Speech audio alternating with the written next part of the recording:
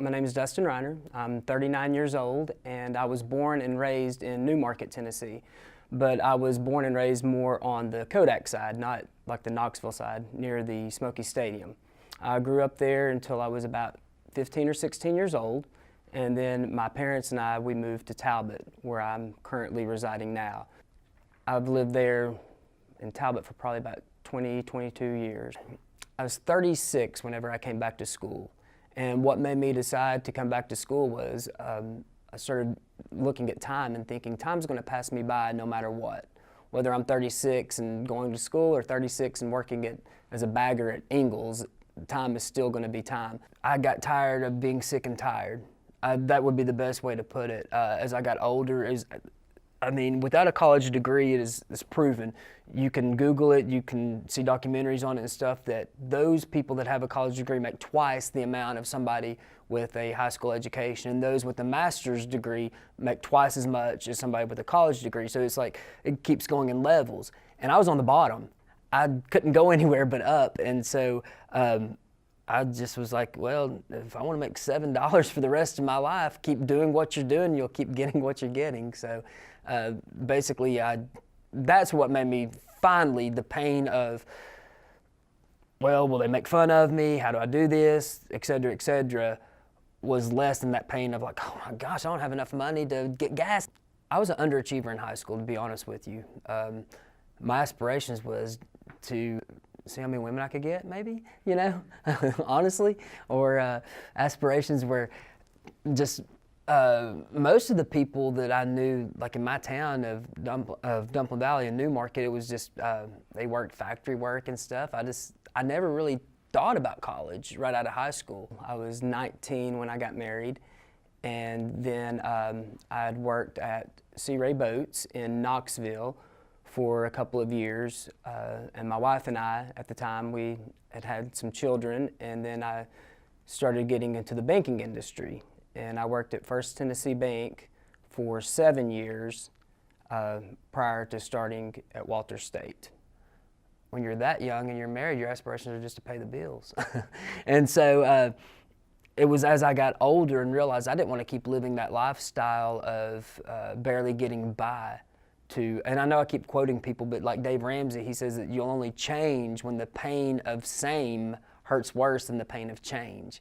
And that's true, because change is hard because we don't understand it, we don't know what it's like, and so my aspirations honestly were just to finish high school and just get a job somewhere, like as long as bills are paid. You know, I had no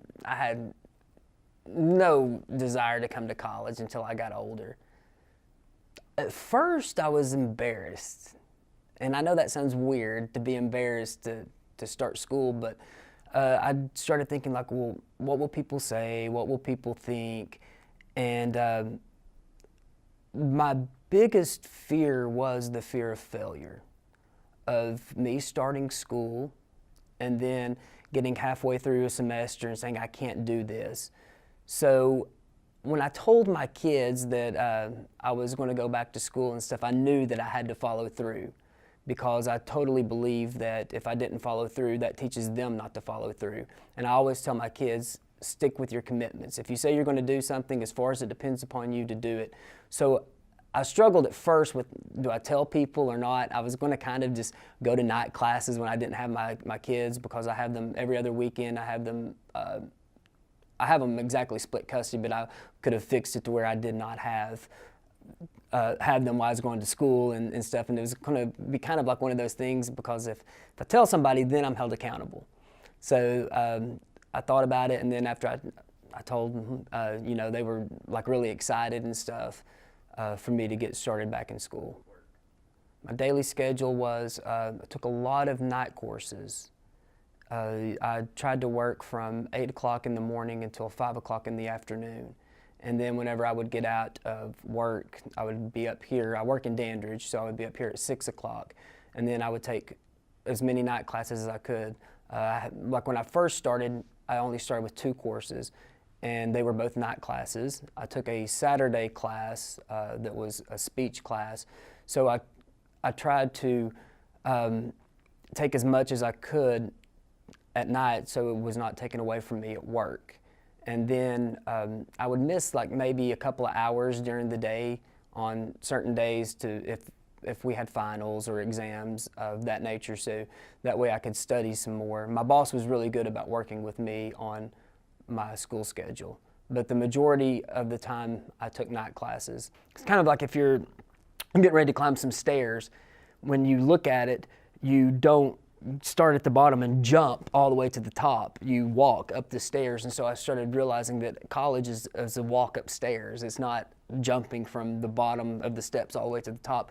So that's what I would do to relieve some of my stress, was like take the stairs instead of like try to jump it. One of the biggest things that surprised me about Walters State was the diversity of people, like the age groups. At first, I thought that there would just be a couple of non-traditional students that were here, and I was very surprised that out of the 3 years that I came here, I was never the oldest person in the classroom. And another thing that surprised me was I don't really know how to word this, the non-judgmental attitudes that the younger students took toward me. Like at first, whenever I first came here, I was thinking that, oh, they're going to look at me like I'm just the old guy or something. But then I just realized that we were all, I guess an analogy would be like we're all reading the same book, we're just on different chapters. You hear a lot of people say, do the best that you can do. And sometimes just doing is hard enough. My greatest accomplishment would be just doing, because there's so many people, especially my age, that say that they don't want to, they don't have the time or they don't have the energy, but I think that personally is just an excuse because it holds them accountable. Because they're like, well, I'm 39 and I'm not in school and he is, and so then they have to be held accountable. Like, why is he in school and I'm not? So just the fact of doing it, to me, was my biggest accomplishment, because I proved that I could do it, because it was difficult to even get started. But I do believe that the carrying on isn't the hard part. Like Tony Robbins says, the getting started is always the hard part. But then once you get started, the momentum usually will carry you through. The first goal that I had was to get started. I accomplished that. Second goal was just to finish. So not only did I finish, I also graduated with honors. And then it built my confidence to know that I could compete. Because at 35, 36, 37, 38 years old, you know, sitting in classrooms with 17, 18, 19, 20-year-olds who had no jobs, who still lived at home, and I was still making the same grades that they were making with a family, working, and trying to do extracurricular activities. And that, to me, showed me that I could do anything. If I could do that and compete with people that were 20 years younger than I was, that was my biggest accomplishment, knowing that I could compete. And that has kept me going forward to go to Carson Newman now and realize that I'm competing alongside of people who are in that same category that was at Walters State, that are younger, still at home, and I'm still being able to compete. So that's a huge accomplishment in my mind. I have two proudest moments. The first one was when I pulled in to the campus for the first time in my car. That was a proud moment.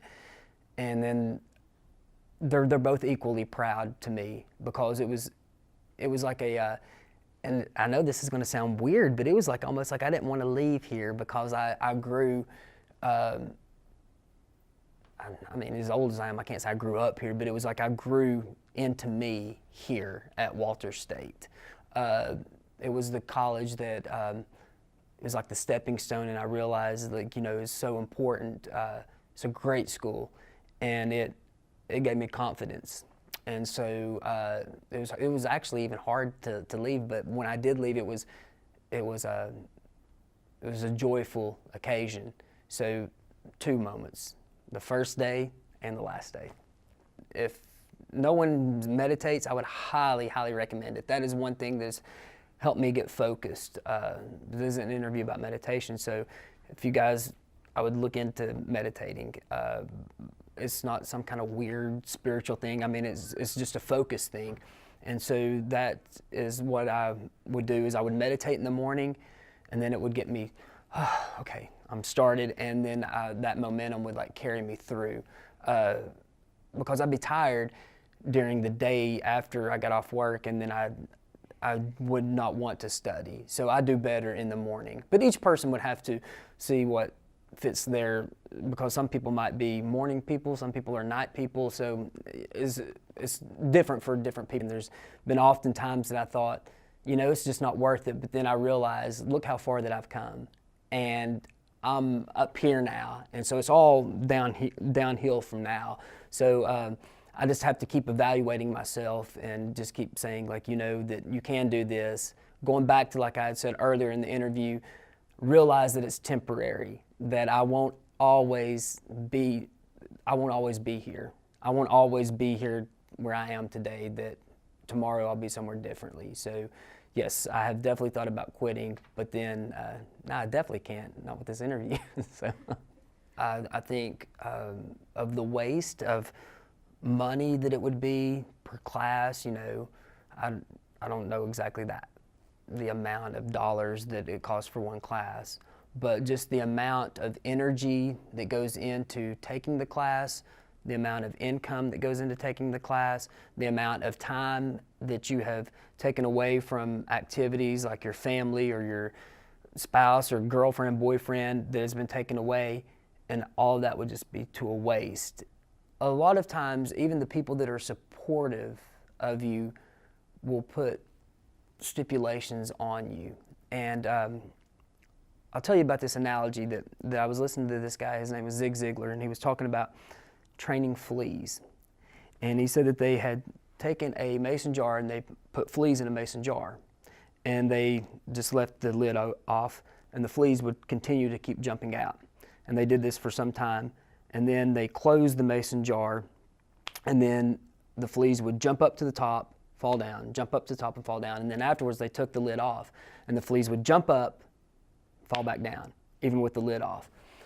And so one of the things I would tell myself is, don't be the flea that once the lid's off, because I'll still limit myself to a certain extent.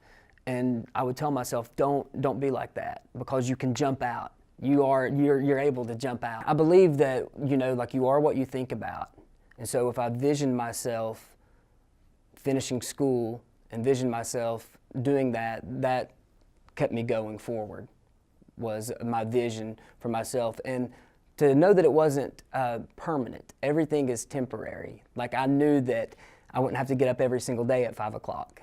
I knew that I wouldn't have to go to bed every night at midnight. And so I listened to Dave Ramsey a lot, who's a financial guy, and he was saying that, you know, he would walk through broken glass for a little bit of time if he knew that there was an end result. And so I started looking at the end result and knowing that the end result is I want to get an education to better myself and to better my family. So that's really what got me going, is just the discipline to say, hey, you know, toughen up and do it, because it's got to be done. The campus in general and stuff, I honestly would recommend Walter State to anybody. I think that the instructors are really good. They know the material very well, and I can honestly say that there was not one instructor here that I had that I did not like.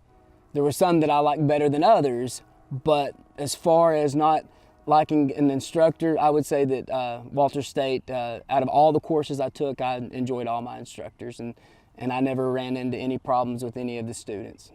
I definitely like community college, and I would highly suggest to anyone that you're definitely making the right move by doing a 2-year college before you go straight to university.